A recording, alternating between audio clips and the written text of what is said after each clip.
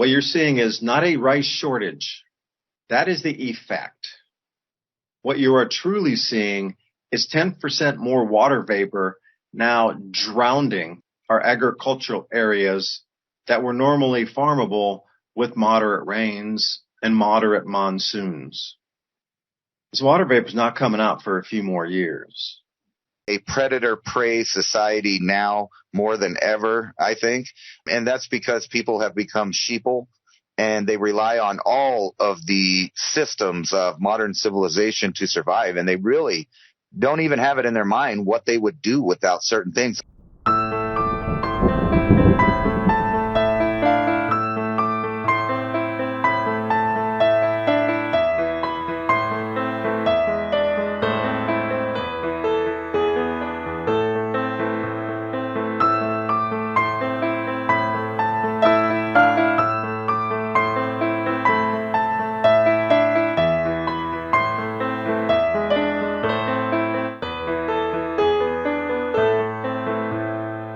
But about the light, if you've ever driven down a country road and you see when you drive by certain people's properties, you'll see a bunch of their lights that come on, motion lights, sensor lights, stuff like that, solar, motion activated solar lights, etc. And if you notice, some people wouldn't set it up to see where they're going at night. So they set it up on the paths that they walk. They put it over their buildings. They put it on their porch. They put it in all these places. The problem with that, in my opinion, and other smart people, because if you also drive down dirt roads, you'll notice every once in a while you see somebody's house that's completely dark, yet all of their lights and activated solar lights and motion lights, they're pointed outward a little further away from their property. And I'll tell you a little secret why that is. It's because they want to stay in the dark. If someone attacks their property, the lights are shining on people way away from their house, lighting up people further away from your surroundings by your house. So you'll be notified when they're way away from your house because lights start coming on the borders and boundaries of your property, and they can see you, but you got a big light shining in your face. So those people that come out and are checking out properties, there's a difference between, like I said, people that set up their lights so they can see where they're going and stuff, and they really don't have a concern about that kind of thing, obviously. But in a real scenario, you'd want to know, and you'd want to be that guy that has the dark house with the lights out on the edges of his property. And the reason for that is because there's a clear line of sight right to the things that are being illuminated. And I'm sure you know what I mean by that. But anyway, you can see them. They can't see you. And if you practice walking around your property, you should walk in some of the same exact places so you know exactly every sound, every little dip, it's muscle memory of your own property. So you can literally run around in the dark before you can even see and know that you're not going to trip over or fall over if you're being attacked. But if you're having to leave, which is going to be inevitable for millions of people, you're going to have stuff in your bag that's just going to get you along, which is obviously some source of fire and clothing that will protect you against the elements, because you're not only going to have to hide probably, you're not going to want everybody knowing where you're at because you have a big fire going. You're going to want to be dry though, so I'm suggesting Gore-Tex.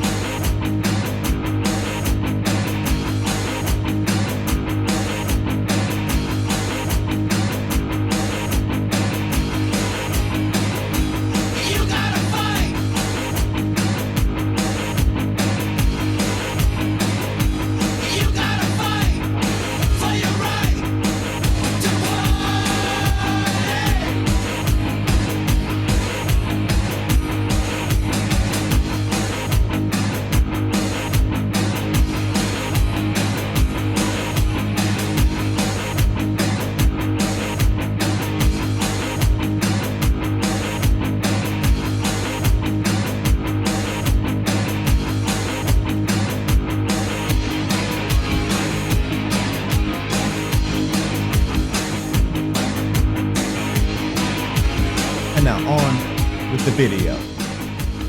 These are the same things that military people are trained. I mean, they're trained to have this item, this item, and this item, and this item. And the reason they're trained for that is because there's use for each item, and they may come into a circumstance where they're going to need exactly that. You're going to be able to eat, and you're not going to, necessarily find food. So you're going to have some really compact nutrients, something that you can take with you. And you might be gone for long term. You never know. No telling what kind of scenario may happen in the future. Hopefully, we'll just go along hunky dandy, like everything's going to be all right forever. But it just doesn't appear that way. I see across the board in the financial markets, people talking about the dollar popping. It's going to pop. It's been predicted going to be popped for I don't know how long. Everybody knows the system is set up to where the wealth goes up and it stays there, and the wealth that goes down, becomes less and less. The value of the money's less and less.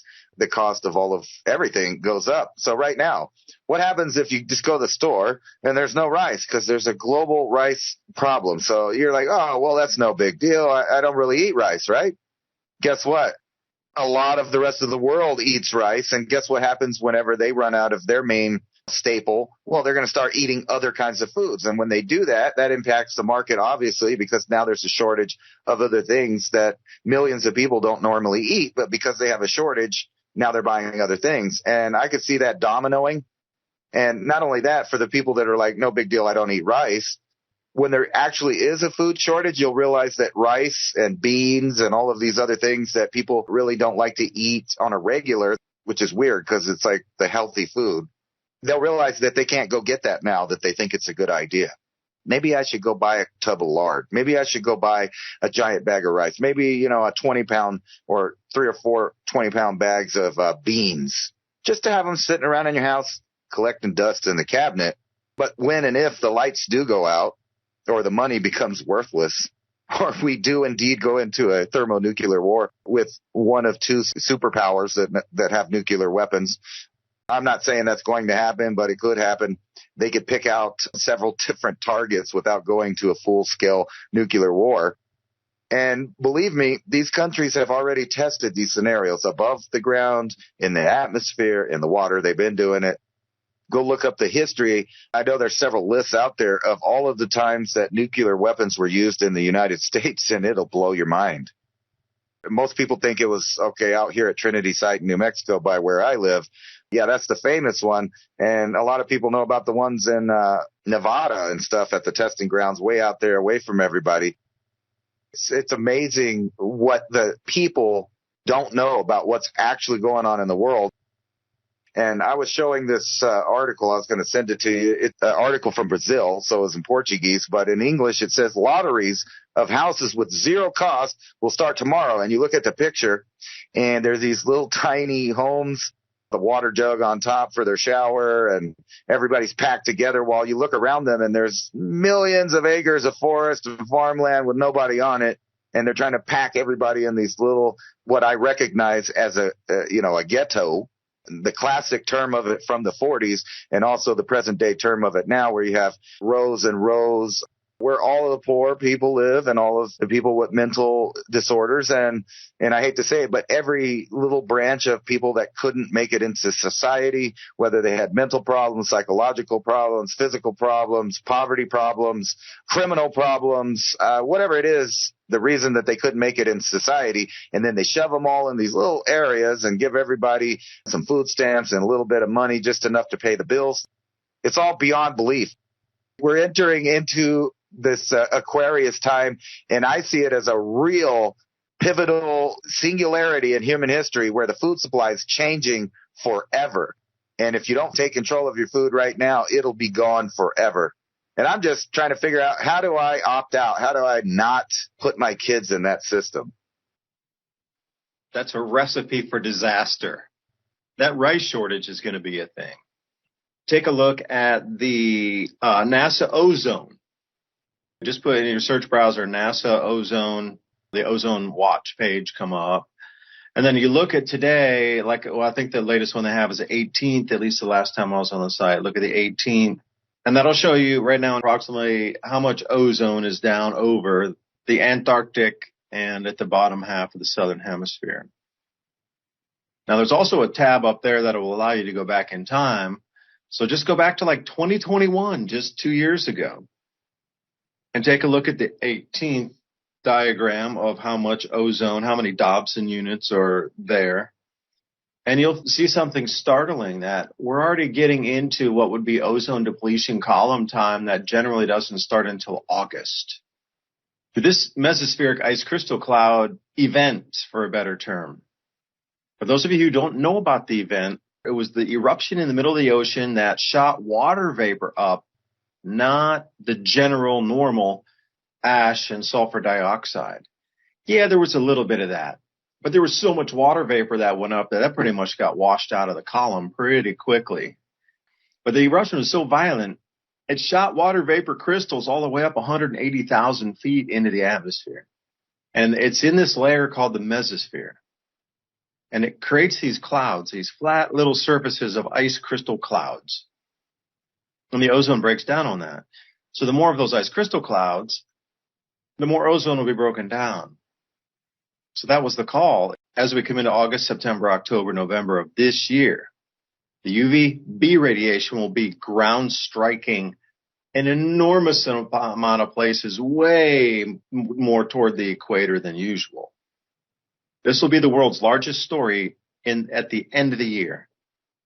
This is going to be on every single news page of every headline. It is the most talked about event ever, and they're going to try to blame it on humanity somehow. There'll be a new reason. Instead of chlorofluorocarbons, it'll be something else that has caused this runaway ozone. Whatever, they're going to use it as the end times horse is riding. Another horse of the apocalypse just left the stable. There's a catastrophic ozone depletion event in the southern part of our world is getting cooked by UVB radiation that's affecting all the plant life, i.e. more rice production, Uruguay. I mean, look at Uruguay, rice production next to Argentina, and they were down 50%. Rain patterns are way off across the southern hemisphere. But what's interesting, though, wherever you think our Earth's magnetic field works and how cloud cells form from 0 degrees at the equator and go to 30 north and that whole convection system, there's been a huge amount of extreme 7 times more rainfall events. This like Guyana is a good one to look at. They got 7 times more rainfall than normal. And you look at some areas in northern Brazil where they might be doing rice also, huge exponent of 5 times more rainfall than normal.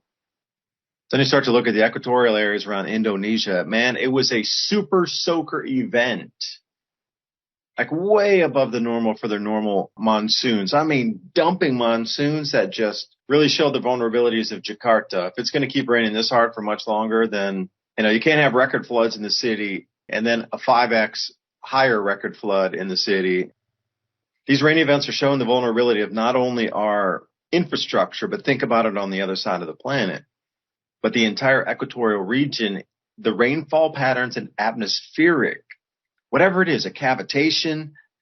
I didn't understand this until I really wrapped my head around it. That eruption in one day put 10% more moisture into the atmosphere in one day. It added an extra 10%. And all that extra water vapor is having an effect on how the atmosphere is flowing, how the cloud cells are moving from the equator to 30 degrees north and 30 to 60 degrees north and south both. But think about the drag on that. Think about super clean, dry air, how much faster it moves than really saturated, very thick, wet air like fog. Try to super dense, foggy morning you're driving. That kind of denseness compared to like the brightest, clearest, sunniest day you've ever had. Like the difference in medium is what we're talking about, the difference of the medium of the actual starting of the cloud cells of our planet now. So as you look at those droplets that are everywhere, this is why rice production could be off, because you're equatorial up to, say, 7 degrees north latitude, 7 degrees south latitude, a huge amount of rice production's in this area. You look at the monsoons being off in Thailand and the dry seasons, floods in the dry season, like super like literally chest-high water in the middle of the dry season. That is so far insane. What was going on last year anyway? Now the effects of this Hungatonga eruption are really starting to hit. So what you're seeing is not a rice shortage. That is the effect. What you are truly seeing is 10% more water vapor now drowning our agricultural areas that were normally farmable with moderate rains and moderate monsoons. This water vapor is not coming out for a few more years. However, the patterns take on right now, if it continues through next year. And another thing that's happening too that's unaccountable, nobody understands why, are what they're calling these mega hail events. Grapefruit-sized hailstones coming down in dozens and dozens and dozens of places, all right now in this same week at the same time. Like, you get hail, don't get me wrong, it's baseball-sized hail used to be an extreme event. Grapefruit size, that's a whole nother league, and it might happen once, twice in a year, but not literally 30, 40 different locations on the planet in just a week or two. Something has changed in our atmosphere, absolutely. So the distraction would be, and I'm calling it ransom, the distraction, here we go. The distraction will be there's a rice shortage, because they only have to cover up between now and the ozone hole depletion event in August. Because if they come clean, they can focus on the rice shortage and the starvation and the rising prices and the fist fights in the supermarkets and the government lines. Did you see the video of the line in Afghanistan of the women waiting to get flour? That thing was stretched for like half a mile, maybe more. Single file, standing super close so nobody can cut in front of you to wait to get flour at the local, granary or government provisioned flour on a ration. That's going to continue with the rice. But what they're not going to tell you is that's going to be global and that's going to continue for a couple years. Then they're instantly going to be right into the ozone depletion event. Now, how do these two dovetail and mix together? I'm not sure. You're a smart guy. You can usually figure that stuff out. So I'm all ears. How do you think they're going to connect all these events together to run in these next 2 to 4 months? They've been doing it. I mean, they have the same answer for everything. It's that, human beings bad, eating traditional foods is bad. All of these different ideas that's just attacking normal human behavior. One of the articles I was showing on Zero Hedge, none of that is real. It's just all different ways to try to make people feel guilty so that they don't want to buy into natural foods and healthy lifestyles. Instead, there's nobody out there complaining that Captain Crunch or, any of that stuff is bad. Don't worry about that. You go eat that sawdust. It reminds me every time I go into the grocery store, not to be gross or nothing, but when I used to read about the Romans having to eat gruel, like some wheat and some barley, and they just mixed it around with some mud and cooked it up. And there you go. I bet they had great probiotics, however. But that's similar to what's going on right now. And, there's other times when they've put sawdust in products like bread and meat and different things and sold it because it's rationing. And there's going to be a time, and mark my words, because I've been watching it all across the board. Hacker this, hacker that. Mark my words, in the next several months, there's going to be major hacking happening. In the financial sector, probably. They've been pushing for bigger type hack that turns off a large portion of society, like maybe the infrastructure, like a grid or a dam or, something like that.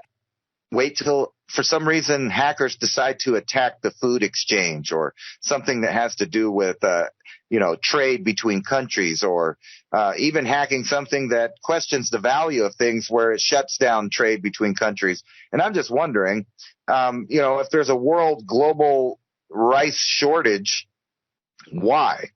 Is there a normal reason? Is it the reason you're talking about is like a natural cycle? Or is it that all of these other events that they've been doing is a controlled burn or a controlled demolition of society altogether, where they're just slimming down the amount of things that people can do and can eat, and, the amount of power that they have? And, if you just rationally think about that with critical thinking skills, a little deductive logic, you would come to the conclusion that they have thrown a scam at you to charge you for breathing. So it's like that old movie Meatballs, where they got to fly up with a big vacuum cleaner and suck out all the air until we pay the bill. And then, we can have some of the air back.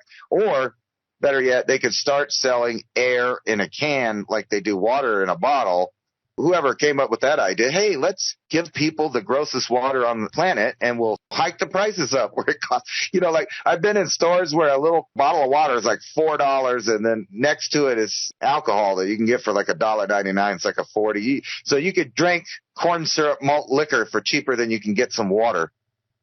Gallon of gasoline outside is slightly cheaper than that bottle of water. And there's no reason to ship that bottle of water from Fiji all the way over here anyway. You know what I mean? I mean, we could clean water and have it right here for cheaper than anything. I constantly go to the water stations they have here in the desert because it's a necessity. So they offer machines up everywhere with reverse osmosis. Now, what happens when that gets turned off or they're no longer doing anything? Imagine all the people that are going to be freaking out when the municipalities, the water's off because the power's off. And that means the machines are off. That means the deliveries are off. And that means there's no water at the water station either because it doesn't work because it runs on electricity. Yeah, what if they start denying you access to a spring near you that you used to rely on? Then what? I mean, you can force your way into the spring, I guess. It's usually a pipe that's just coming out somewhere on somebody's land that they let people go to. But what if it came down to like an armed guard's there? You're not allowed to get water out of here. Then what happens? I guess it would depend on how heavily infiltrated an area was. I mean, at that point where they would put a guard out in front of the spring and tell everybody no water, just because no water, we're going to control your access to water, and nobody can get water from here, even though the spring's been running for 120 years and everybody gets water out of there. You can no longer just from today use it anymore. But when it comes to natural resources, then what? I mean, what is really going to happen if they try to station people out in the countryside and be like, all right, just guard you and it'll probably be one person in the beginning and they'll disappear. Then it'll be like 4 people out there that'll have to guard the station. And then what happens if those 4 disappear? Then what? How many levels of control could there really be controlling an area? Even in the Civil War in the 1860s, you have to think everything was really, really, really remote then. Like people were riding horses. There really weren't a lot of roads around, but it was, between horse carriages and horses. You have to think today's world comparatively. Either it could be a blessing that there's so many homes and there are so many roads and there is so much habitation and there are so many buildings and cities and towns that to be overrun like it was in the 1860s, there might have been very few places to go, but it seemed like everywhere got hit in the South. Everywhere. And there was a famous saying, like Sherman went through Georgia. Like you would consider it like the tiniest burg just in the middle somewhere, like 3 buildings and like a water mill to grind some flour and a boat landing or something. And they burned it to the ground. The most remotest of the remote, even in today's terms, like you had to come up a river and like another stream and you had to take horseback and today you can just drive to it, but completely, razed to the ground. So you look at it, you wonder, could it happen with the amount of stuff today? In the 1860s, it was really, really sparsely populated, but there wasn't that much. They could destroy it all. It seems like there's some sort of formula here that I'm maybe missing part of, an algorithm. So, Ransom, you think an invading force, I'm not even going to call it just a force, could run through with the same consolidation and the same amount of damage in modern day as they could in the Civil War, running through super remote, incredible remote locations? It'd be worse than that. I mean, you're talking about people that lived outside. They still hunted. They still lived hard. Most people didn't even have electricity. Most people were poor, despite popular belief. These were people that lived a hard life already. They knew about nature, so they could survive out in between stuff. And when they hit a town, they destroyed it. The Northern troops or the Union into Georgia when they were starting to win the war. And Grant and everybody was in agreement, all of them, that, you're going to destroy them. You're going to starve them out. You're going to shut it down. It's over. It was brutal. Not only that, when the Southern troops were attacking, more along the Mason-Dixie where people were considered more Union citizens, I guess, they were being harsh too. They were burning down people's houses. They would catch people alone. And it was horrifying. So if you think about that, on modern times with a predator-prey society now more than ever, I think.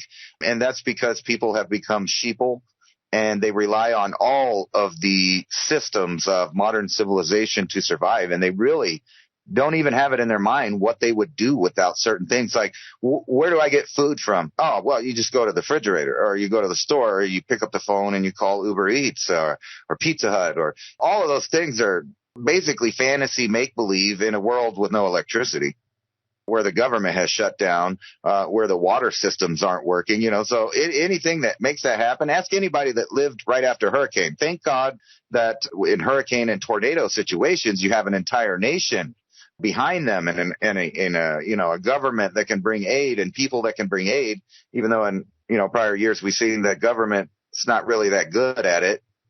So you have to help yourself. In today's world, that was happening. You would only meet the predators. You're not going to meet the prey type people, the sheeple type people. They're all going to run themselves into the ground. They'll do what they're doing now when society hasn't even collapsed. If anybody's been paying attention, society's collapsing around your ears in every major city in the United States, at least.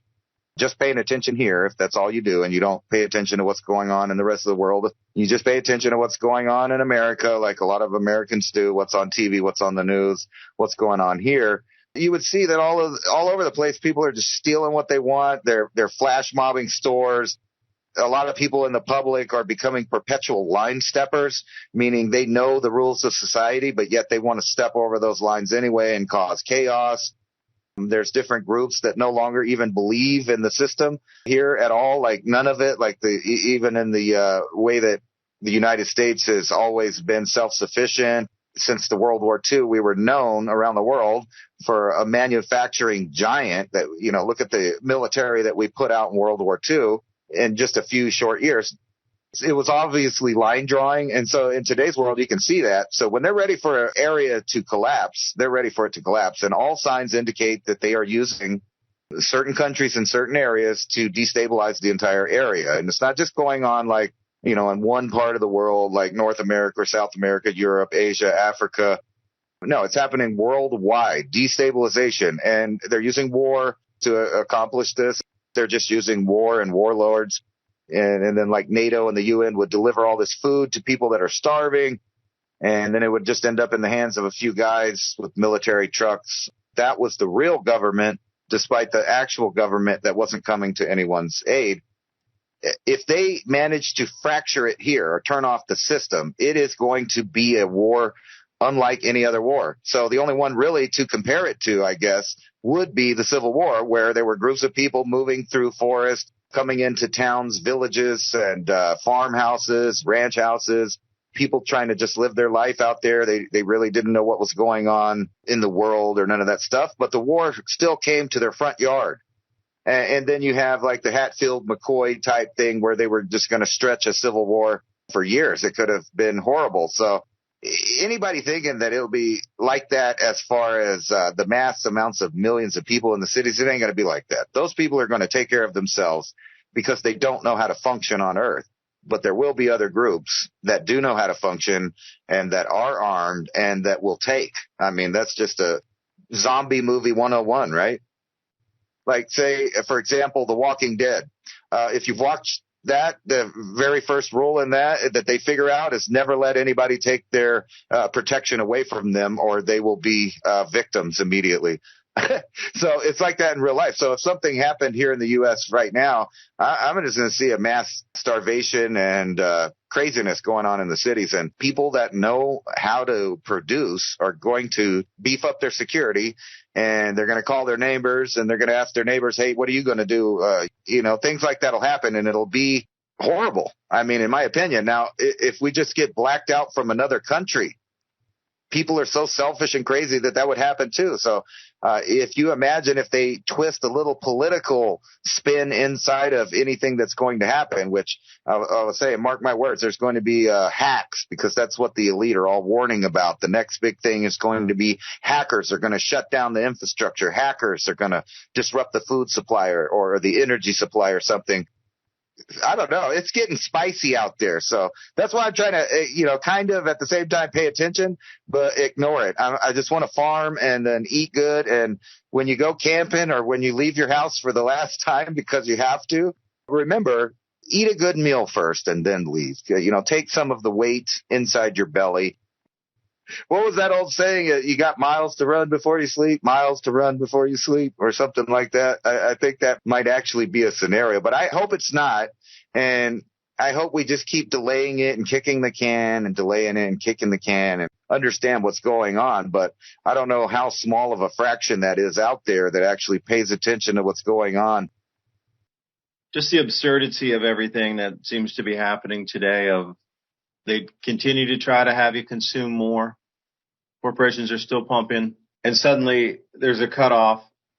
You got to wonder how much of it's cat and mouse, how much of it's just planned theatric, Beijing theater. Jingju is what they call that, Beijing opera.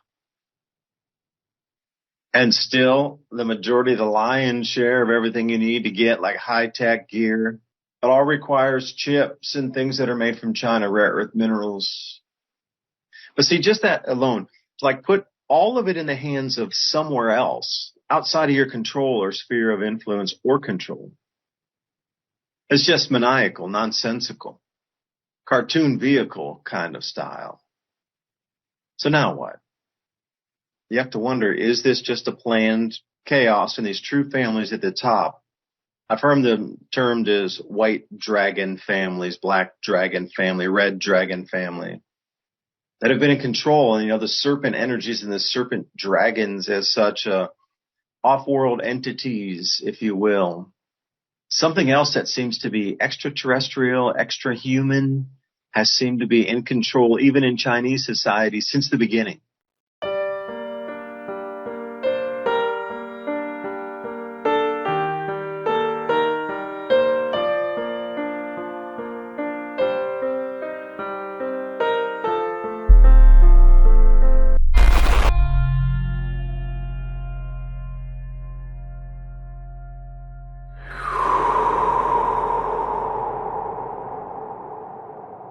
That's very dirty.